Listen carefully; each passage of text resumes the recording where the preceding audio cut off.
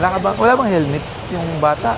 Ito ko lang sa school, sir. Taga Cristobal lang po ako. Opo, kahit na taga Cristobal lang, dapat may helmet po yan. Kesa na po, sir. Saka alam mo po bang bawal sa harapan ng bata? Kailangan na sa likod.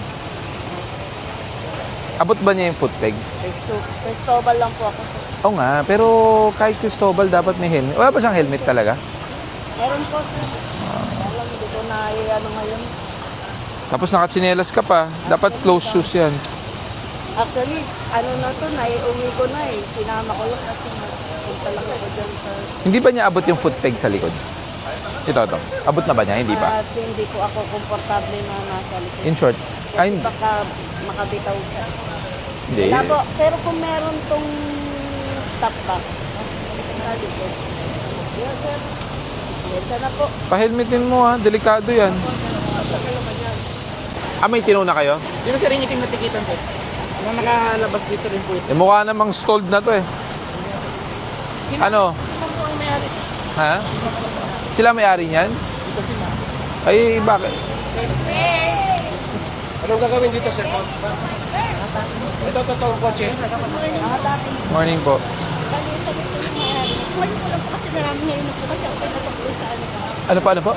Ngayon lang po kasi kayo nilalaman. Kasi ngayon lang po ako pinatok. May 5 minutes alam. Pero ang tagal na po nung coaching to. Ilang buwan na po yan dyan? Actually sir, taon na po. Pero Taon na. Ano pa po, nakaganyan na po siya. Kaya lang may papalitan ng pisyesa. Pero medyo na nagpunta na. Kasi po yung makagal. Yun lang. Ang problema natin, paano nyo po alisin yan? Kung taon na po yan, yun nga po. So, ibig sabihin, pinaliban. Eh, ang problema po niyan, since this is a public parking slot na pwedeng gamitin sana ng customer, hindi na nila magamit. Kasi nga, permanent na pong nandyan yung sasakyan. Kasi remember, ang parking slot po, dapat yan, first come, first serve. Lalo na, establishment po ito. Pero pinayagan naman po sir. Eh, kaso ang problema, yung bangketa, nakarangan pa rin. Ba talaga po paparaan? Hindi, ang tanong, paano nyo iuusog yan? Hindi nyo naman mauusog yan eh. Kahit itulak nyo po yan, hindi po gagalaw yan. Sa bigat po niyan, tapos flat. Bon, pa-divert niyo muna. Pwede ko na hihingi na lang na number na pwedeng tawagan po sa kasama. Punta lang po kayo doon, Tumana Marikina lang po yan.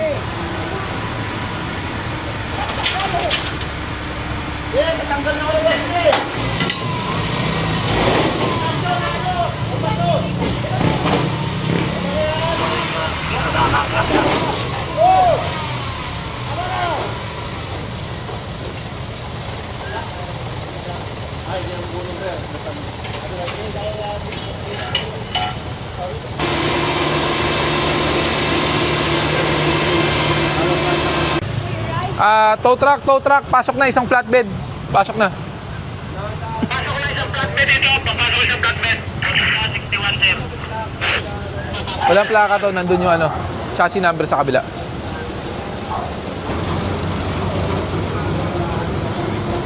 Sige, isa-isay na natin. 61. Kumuha ka na ng motor. Kumuha ka na ng isang motor. Ito.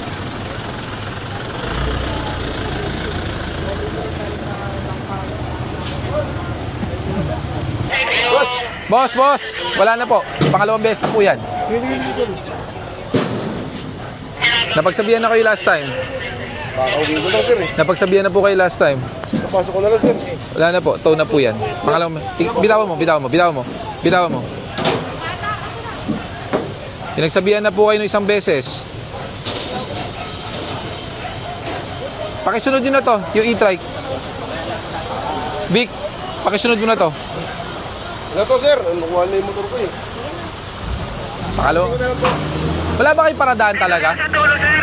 So talagang kada may operation, nandyan yan. Sino naman sir eh. Eh paano yan? Wala lang po dito sir, pagpakain na lang po. Kasi pangalawang beses na rin to, di ba? Pakausapin ko na lang yun sir. Ano ba, pwede naman sir. Alisin mo yan. Pero motor sir. Yung motor wala na po, nakuha na po yan. Kaya pwedeng kunin. Tumana Marikina. Tumana Marikina. Marikina na.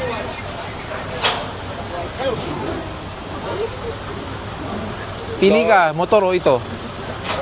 Yung motor, mamamaneho mo pabalik. Ito, hindi. Punta sa inyo, makikipag-usap po yan. Yung babae, yung lalaki. Yan. Pasensya na. Meron po ng ano, ng lisensya. Boss, property ko po yun. Which That's one? my office. The road? No. Yung office po. Opo.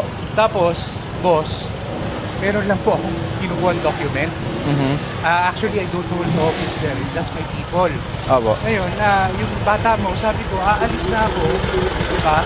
You won't let me go. Yes, because you're illegally parked at the time of apprehension. When the enforcer arrived, you are illegally parked. Opo. Oh, so matitikita po talaga yan. This is the third presidential complaint hotline that we received in this street. Okay. Opo, kasama po actually yung sasakyan nyo. Tatlong sasakyan po ang nireklamo dito actually. Oh, yung isa Pajero. The other one is the Montero, then the FJ Cruiser. Okay. Oh, so I don't know kung sino po nagreklamo sa inyo dito. What is my violation? Sabi ko sa kanya. Okay. I was asking him. Pero you are illegally parked. Are you aware? Now I know. So you're not aware na walang parking dito. No. I am from here. I was born here, sir. Okay, so you're aware na bawal, na I walang don't parking know. dito. For the longest time, we've been parking here. That's why, di ba? Ang problema, nag-coordinate kami sa barangay, Opo. walang ordinance of parking here. Walang ordinance of parking. Yes, so technically both sides no parking. I understand. Okay, now I understand. Nag-coordinate kayo sa barangay. Yes, this is the second time actually. Yeah. But for the longest time, I was telling you, sir, I was born here. Okay. Since birth, nandito po ako. I am Okay. now 50 years old. 50 Okay. years na po ako dito. So, we've been How are you related to the barangay? Barangay. Are you related to the barangay here? Dito? Opo. I have no relation with barangay. Pero you know the barangay. I know them. I know them well. Kasi the complaint is very, very specific. I know them well. Yes, it's very, very specific that your car plus two other vehicles knows the barangay. Very specific, that's why I'm wondering kung bakit eh. Si Karingal? I don't know, basta ang ano lang po doon is kaibigan po ng barangay, etc. etc.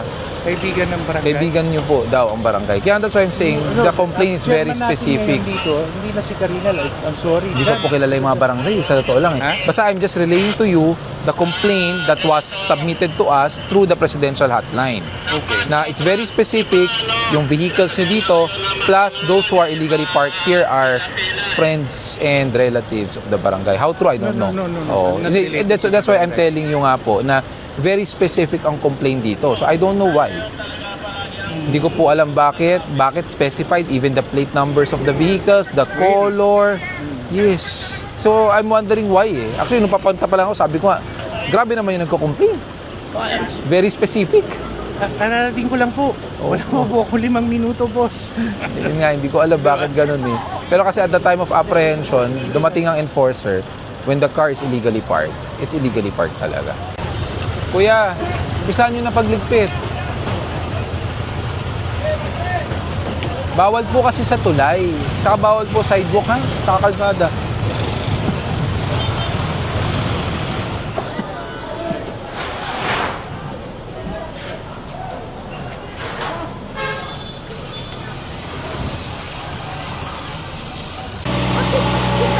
Hila yan. Ano po, meron po kasing complaint ng illegal parking. Ngayon, nag-coordinate po kami sa barangay. Yung una, sabi nakapark din dito, hinihila. Yes. Nakapark kasi walang na-park yung bahay. Ano po, ma'am? Mga squatter. No parking po both side dito. Both, left and right, no parking. Pwede pa man. Hindi pwede, bawal yun. Andito na yung driver. Walang driver. Din bo chathawa, gunungkaw, di ba? Kasi Nasaan yung chathaw? Wala. O, boliin, kaya nga naka-car cover. Ginawa yung garahe. Siyempre, si Takyam tindiin. Check din na lang. Dapat ito, si Dotwaki kali tindahan. Ulo, kinausap ko na yung barangay. Sabi ko, gigibain na dapat yan. Sa Marikina pa daw. Saka alam ng barangay, may coordination letter kami. Pinirmahan nila. Tingnan yun, kung kaya dito, Boy Pala. Boy Chue la. Boy Chue. Ayan si Kagawad oh. Both side boy hadit. Sa atin, hindi Inki, barangay, nag-meeting sila. Pwede daw dito. Sino nagsabi? Ay, sabi yung Payment pala. advance. May advance party na. Kansoy, Longkyong, squatter kong din naman kaya Longkyong, susudyak eh. Advance na, may notice na sila. Di ko at singki. Ay, hindi ko po alam. Kamusta niya? Ayun, yun, alam nila. Nag-meeting sila kagabi. Sila alam, ikaw Sila hindi lahat alam. alam na. Eh, bakit kayo hindi nyo alam? Meron dating nga. Huwag mo ako dinuduro. Di mo lang kiwa. Di mo lang kiwa. Ah, sige. Sorry. Yaboleso. Kami, meeting lo na advance mayroon, alam na nila. Advance. Kagawad. Tawagin si Kagawad. Nag-advance notice daw kagabi. Kailan tayo nag-coordinate? Ha?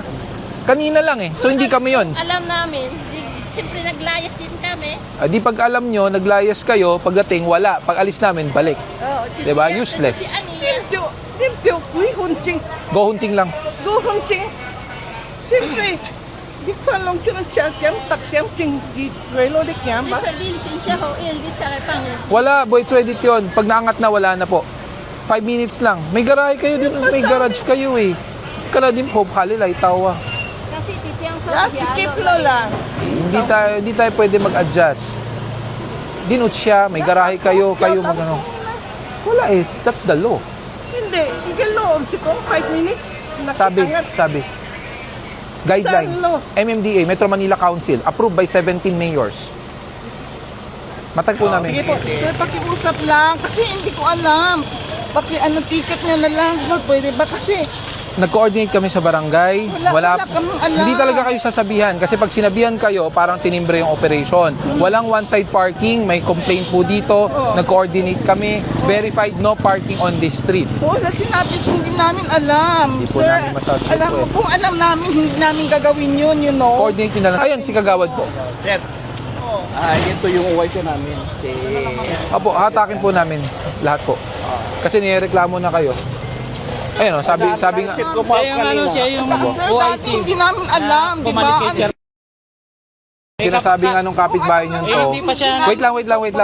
Wait lang. Ito, sinasabi nga nung kapitbahay nyo, yung sa inyo. So, lahat to talagang kukunin natin. Tapos sinabihan ko na rin si Kagawad.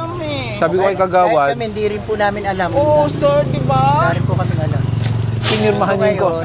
pinirmahan yung coordination. O yung ngayon, Oo. ako na may ano yun, may reklamo, natural. Ayan. I-receive namin yung... Normal yan eh, may reklamo sa kalsada nyo. Ngayon, chinek sa barangay, wala namang approved parking. Kanina, nung dumating yung DA, wala naman dito obstruction dito. Yung dito lang, sir. Oo. So sila nga, ayan, kung ano yung naabutan. Hindi naman natin pwedeng Kanina, piliin. pumunta kami dito, wala naman naka-obstruction dito sa... Tapos may sinasabi sila, may binabanggit sila na allegedly, ewan ko, taga-gobyerno daw, pinalis daw, hindi ko alam. Namin, pwede ba yung ganyan? Wala yung owner, tapos ginagawa na sa amin. Yes, Paano because po you yung are, ano? because, Kay wait lang, senior. para isa-isa. Oo. There's no exemption to seniors. 2, when you are illegally parked in a public place, property ng government at walang approved ordinance ng city for parking, meaning you are illegally parked.